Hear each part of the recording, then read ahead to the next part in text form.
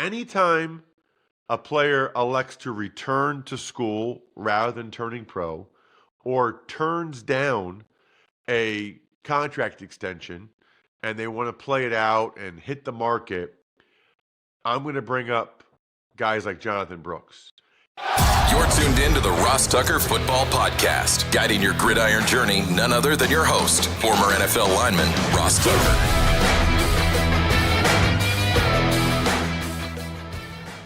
Oh, yeah, it is. But it's not just any Ross Tucker Football Podcast. It is a Power Rankings Tuesday, presented, of course, by DraftKings. I'm Ross Tucker, former NFL offensive lineman, 5 teams, 7 years. Most of you know that. Love getting a chance to do all of these different shows for you and broadcast these games. I've got the Patriots at the Cardinals Sunday for CBS. Really looking forward to that one. And I love doing a Power Rankings Tuesday because I love getting a chance to make sure I talk about every one of your teams and where they stack up right now in the hierarchy of the NFL, where I would place them right now. Hopefully a bunch of you got a chance to enjoy the College Draft podcast. If you ever want to hear me talking college football or betting on college football or top college prospects, that is the show. We put that on the Ross Tucker Football Podcast feed this week so that more of you guys would give it a chance, especially with the college football playoff bracket being announced. Get the chance to hear what Emery and I had to say about the conference championship games as well as the college football playoff bracket. New week means new winners. Remember, I'm looking for those Spotify Wrapped. Just tag at Ross Tucker Pod. That is awesome. For those of you that show how much you listen to the show, it means a lot. Of course, the sponsor confirmation email winner could be Future Fans or West Shore or Game Time or whatever. YouTube shout out, youtube.com/Ross Tucker NFL. All you got to do is make a comment. It is Big Show time, which is presented by Labatt Blue Light. Anytime I'm breaking down a game like last night's game, I'm drinking some Labatt Blue Lights, usually with friends and family, living life to the power of we. Always enjoy responsibly. It's delicious beer made by Labatt USA, Buffalo, New York. The Big Show. All right, Ross. Last night, Jamar Chase, he capped off a monster game with a 40-yard touchdown to beat the Cowboys 27-20. Wow. Kind of a wild game, really. I mean, first of all, Joe Burrow to Jamar Chase.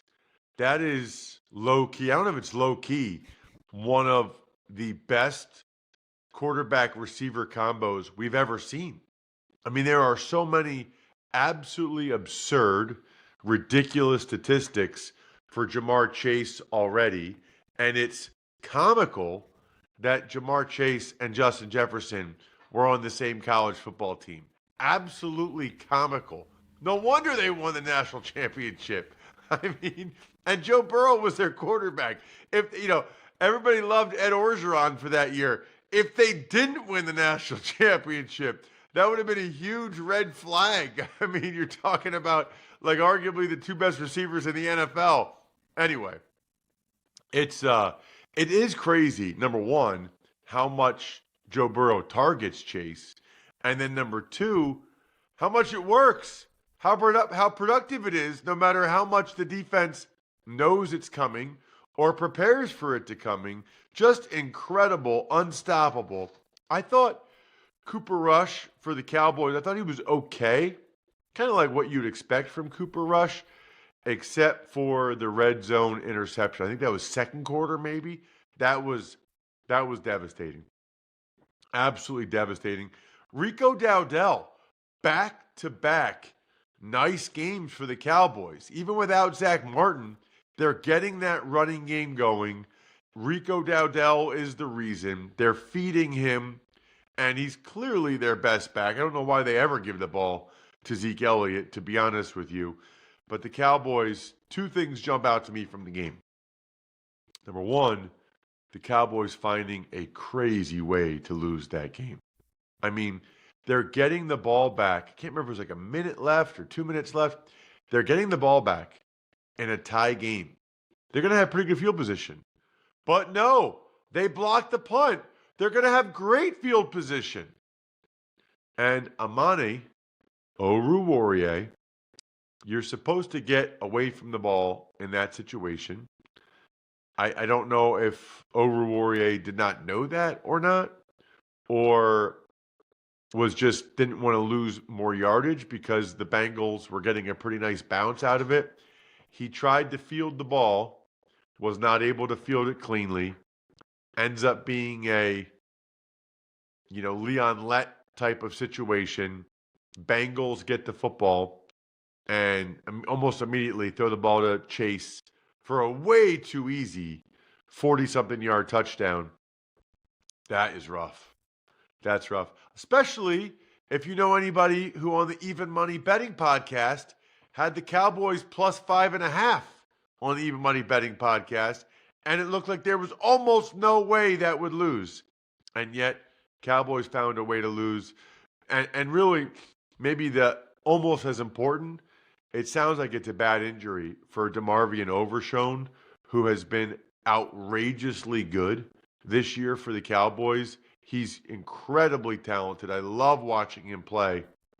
And he suffered what Mike McCarthy said is a serious injury, which is a major, major bummer for that young man. Do me a favor, before you even consider getting any child in your life, any other gift, consider getting them an incredible box from Future Fans Football. I'm a huge fan of trying to grow the sport of football, trying to create new fans. And if you've ever tried to teach a youngster about football, it's not that easy. These guys have fixed that. It's a storybook-led activity box that they love. I've done it with my daughters. I've gotten so many text messages now, even a couple DMs and emails from you guys that have bought it for your kids or your grandkids, and you said they loved it. I love hearing that. It's only $49.99. Go to futurefans.com/Ross to get 10% off. That's futurefans.com/Ross. Give them the gift of football fandom. It is the holiday season, which means it's time to hang out with family and friends, drink Smirnoff, the world's #1 vodka and an official vodka partner of the NFL. So many opportunities this year to make football games even more delicious as you watch them. We already had Thanksgiving and Black Friday. Now we've got Christmas, these Saturday games coming up. Please drink responsibly. Smirnoff #21 vodka, distilled from grain, 40% alcohol by volume. The Smirnoff Company, New York, New York. Please do not share with anyone under legal drinking age. Smirnoff, we do game days. It's time for the all-important Power Rankings. The worst team in the history of the NFL is... So we're going to kick off our power rankings with 32nd being the New York Giants. I guess they did some positive things. It was a close game, and they had a chance to tie it late. I don't know that I saw enough, though, to move them out of the 32nd position. They had to rally to even be in that position late at home against the Saints team that's not great and very beat up. 31st is the Las Vegas Raiders. The Raiders. So it sounds like now, actually, Jack, that Aiden O'Connell, that his injury is not that bad and that he might even be able to play this week. They went from air casting it and he's done to now it's only a bone bruise and he's pushing to play this week. So I think he's realizing, man, these might be my last 4 games to start and show I should be a starter or at least have a better chance to be a backup somewhere next year. We'll see what the Raiders end up doing there with O'Connell versus Desmond Ridder. 30th is the Tennessee Titans. Had to drop them multiple spots. Had to drop them below the Jaguars. You're coming off getting absolutely smashed by the Commanders, and then you follow that up by playing that poorly against the Jaguars at home. That was stunning to me. Very, very surprising that the Titans laid that much of an egg against Mac Jones and the Jaguars in that game. 29 is the aforementioned Jacksonville Jaguars. Well, they're not good, obviously. I think we all know that. But at least for this week, they were better than the Titans. And the fact they did it at Tennessee, that makes me put the Jaguars ahead of the Titans. Because it wasn't like that was a fluke. I mean, that game really could have gone either way. And it was in Tennessee. So makes me put the Jags one spot ahead of the Titans. I don't know that makes it all that great. 28th, New York Jets. Feels like they should be better than that. Feels like they are better than that. But you are what your record says you are. And even though they did a lot of positive things, and I thought it was a great sign the way that Aaron Rodgers played, and getting the ball to Garrett Wilson and Devontae Adams still ultimately wasn't enough. Their defense has really, really let them down this year a number of times. It's surprising because they've been so good the last couple of years with Salah. 27th is the Chicago Bears.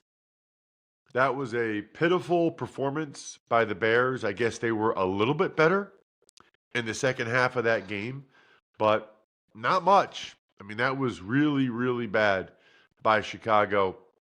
I mean, all the people posting on social media when the Niners had like 340 yards or whatever and the Bears had 2 or 4 at halftime, you just never see that in an NFL game.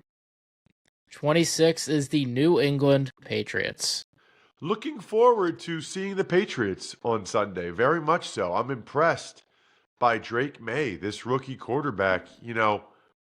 There were a lot of people that had a healthy amount of skepticism, I would say, around him when he got drafted 3rd overall, had the tools at North Carolina, but the inconsistency. I'm really looking forward to watching him and talking with him because I'm thoroughly impressed with what I've seen from him. Just like a great feel. He not only has the tools, but he just looks like a guy that knows what he's doing. Looking forward to meeting him and seeing him up close and personal on Sunday. 25th is the Cleveland Browns. What are you thinking about the Browns there at 25? Yeah, the Browns, they're not a bad team. I mean, I think they're a solid is not the right word. They can be a competitive bunch. And their kicker, Dustin Hopkins, has hurt them quite a bit in that regard. In terms of being competitive, he's taken them away from having chances to make them one-score games or take leads throughout. That's something they'll probably work on in the offseason or at least bring in competition. It's a lost season for the Browns. Right now, it's kind of all about Jameis and him showing what he is or isn't or might or could be for next year. 24th is the Atlanta Falcons. And falling fast. Very, very fast. Very, very surprising. I thought they were in position to kind of walk away with this division, and has not happened. At this point, not going to happen. At this point, they need to find a way to see what they have, moving forward and see if they can get back in this thing. It's not over. They have the head-to-head wins over the Bucs, but now they kind of need help to get back to where they were. 23 is the Dallas Cowboys. Rough loss for the Cowboys. I mean, they were effectively out of it anyway, but now they're really out of it, right? Huge difference between 5-8 and 6-7. Plus, they'd won 2 in a row. You win a 3rd in a row, and then you win one at home, and you're kind of feeling better about yourself. Unfortunately, that is not the case for the Cowboys. 22nd is the team they played, the Bengals. So the Bengals, I guess I'll give credit to the Bengals defense in the sense that they only gave up 20 points, which is better than they've been most of the year. They obviously still have some O-line issues. Micah Parsons was putting that rookie right tackle, Amarius Mims, in a blender all night. Odigizua was getting back there. So Bengals have defensive issues, O-line issues, which is not a place you want to be in the NFL. 21st is the New Orleans Saints. Oh, when the Saints come marching in. Oh, when the Saints come marching in. Okay, so it sounds like Derek Carr has a fractured left wrist. They're not going to put him on IR. So it sounds like he might be able to play at some point. It's interesting because both Derek Carr and Aiden O'Connell, I think a lot of people thought those injuries would be season ending. It doesn't sound like either one of those guys is going to go on IR. 20th is the Carolina Panthers. Panthers got some bad news as it relates to Jonathan Brooks re-tearing his ACL. You know what? I'm going to make that, Jack, I didn't even tell you this. I'm going to make that my Labatt take of the week. Presented by Labatt Blue Light, the pristine Canadian Pilsner. Enjoy your beers together so you can live life to the power of we. Always enjoy responsibly. Beer, Labatt USA, Buffalo, New York. Anytime a player elects to return to school rather than turning pro or turns down a contract extension and they want to play it out and hit the market, I'm going to bring up guys like Jonathan Brooks. Because there's a lot of people out there that will say, oh, it's okay. What are the chances that you get injured? And even if you get injured, it's not that big a deal. Even a torn ACL doesn't really affect your value that much anymore. That's fair to say, but what if you're the Jonathan Brooks? What if that ends up happening to you?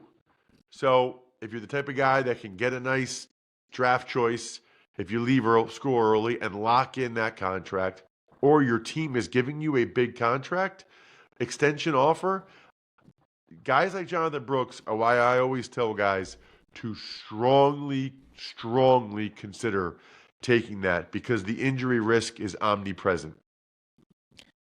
19th is the Indianapolis Colts. Colts had a bye, so not much to say there other than they're still in this thing coming down the stretch. 18th is the Arizona Cardinals. So kind of a bummer because I've known for a couple weeks that I was going to do their game this week, and they've lost both those games. You know, they lost the game against the Vikings where they were clearly the better team and played better and then kind of blew that game. And then the Seahawks took it to them. I watched every snap of that game. The Seahawks just took it to them. Seahawks were better up front, both sides of the ball. So kudos to Seattle. And for Arizona, it's very much an uphill battle now because Seattle has the tiebreaker. But they're 6-7. They got to beat the Patriots, get to 7-7, and then let it play out. I still think if you get to 10-7, you're going to the playoffs.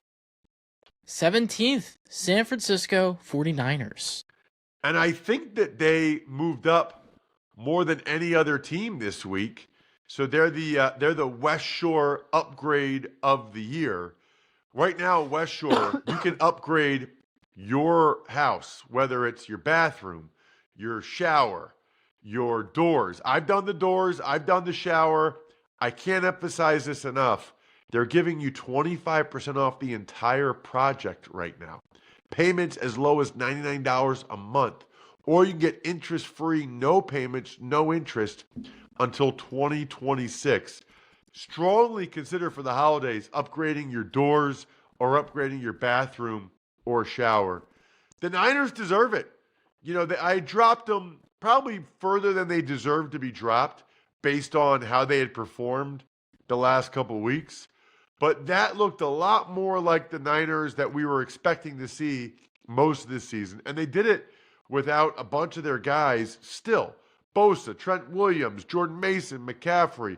But they were still able to absolutely tear up the Bears. And they are not out of this thing yet.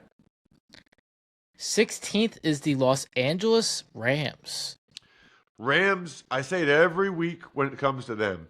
They have a puncher's chance because of Matthew Stafford and their offense.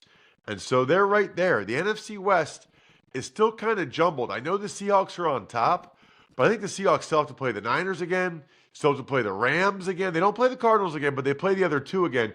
By the way, the Cardinals went from like first place to last place in 2 weeks. That's wild and hard to do. But the Rams, they're going to get their chance. They're going to get their chance. And the Niners, too, although the Niners are 2 games back. 15th is the Tampa Bay Buccaneers. First place in the NFC South, Tampa Bay Buccaneers. Not really playing their best ball right now, but for the second year in a row, maybe even more than that, maybe the third year in a row, fourth year in a row, that still might be enough in the NFC South because they won it. Even Brady's last year, they won it. So they keep winning that division, even though they're not really that much above 500 a lot of these years. 14th is the Miami Dolphins. Miami Dolphins, Miami Dolphins, Miami Dolphins stayed alive. They could not afford to lose that game to the Jets, and they didn't. They found a way. And so now, look, they're with the Colts. They're 6-7. So both of those teams are not out of it yet, right? I still believe with 7 teams making the playoffs, both conferences, I think if you get to 10-7, I think you're going to the playoffs. But for the Colts and Dolphins, that would mean they both have to win 4 straight games to finish the year.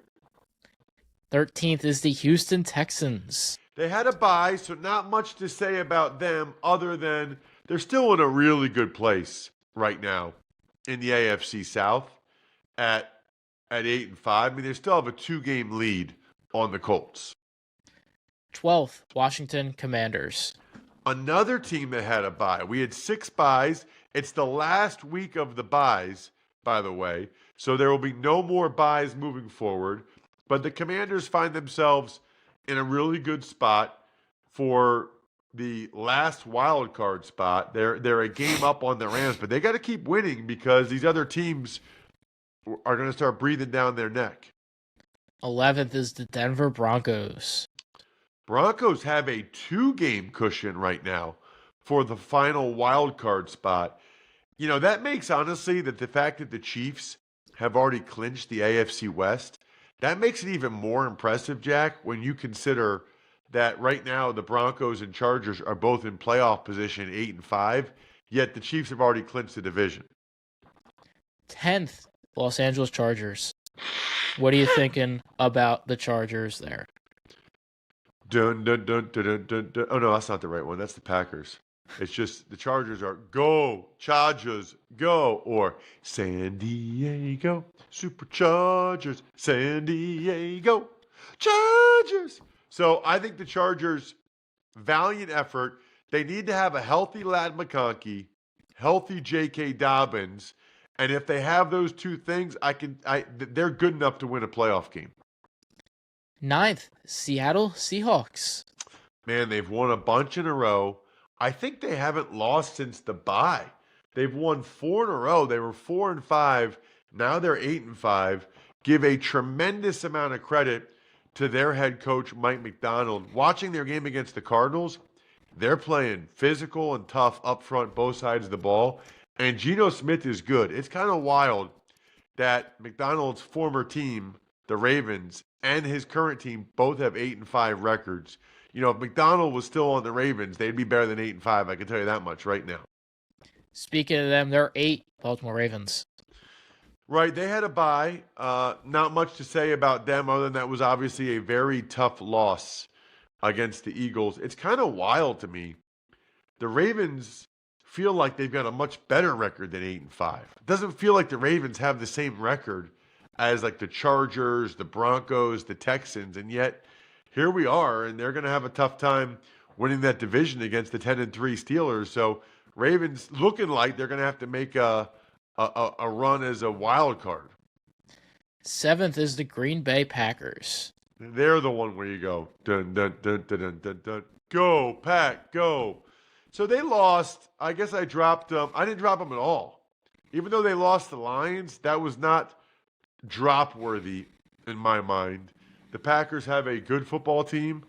It didn't go their way against my number 1 ranked team, but I still think the Packers are good enough. That probably eliminates them from winning the division, but I think they're good enough, kind of like they're like the Ravens of the NFC, and that they are good enough to make a playoff run as a wild card, winning 3 playoff games in a row.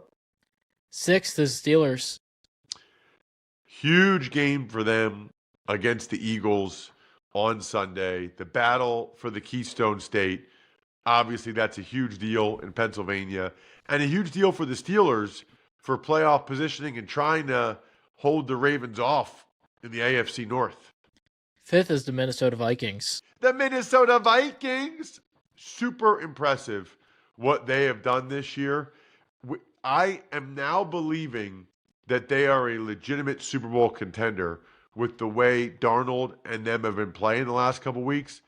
But that's a tough road if you have to win 3 road playoff games. That's a very, very tough road. I don't know if they're ready for that or they're that good. Fourth is the Buffalo Bills. I only dropped the Bills 1 spot. I thought about putting them behind the Vikings or behind the Steelers, but you know my deal. Like, what do I think would happen if these teams played against each other on a neutral site in my backyard in a best of 5 or best of 7? The truth is, I'm still taking Josh Allen and the Bills over Sam Darnold or Russell Wilson. And I think that's why. I just think Josh Allen was unbelievable in that game. Third is Chiefs. Moved them up 1 spot ahead of the Bills after that Bills loss. Bills defense was concerning. Chiefs, they weren't all that impressive. They just win. I'm going to write about them this week in my column for the 33rd team. Second is the Philadelphia Eagles. Not a great game for them, and now they got off the field distractions and comments from Brandon Graham that they're going to have to sort through over the next couple of days, see what that means. And first, Detroit Lions. Super impressed with them. I don't even know what else to say at this point. To have all those injuries, to lose Aleem McNeil during the Packers game, they still find a way to win. They have earned the number 1 spot in my power rankings. Check out Even Money in College Draft. I think we're done here. Thanks for tuning in to the Ross Tucker Football Podcast. Make sure to also check out Even Money, Fantasy Feast, and College Draft, all on the DraftKings Network, YouTube, or subscribe to the podcast on your favorite platform. Shout out myfrontpagestory.com. It is by far, absolutely by far, the best holiday gift I'm aware of. Can't highly recommend it enough. Get a loved one, especially a parent or a grandparent, the gift that keeps on giving. It's a professionally written story all about them and how special they are. It's incredible. And I'll send you an autograph if you do it. BackOfficeScheduler.com, HumanNetNYC.com, Sportico.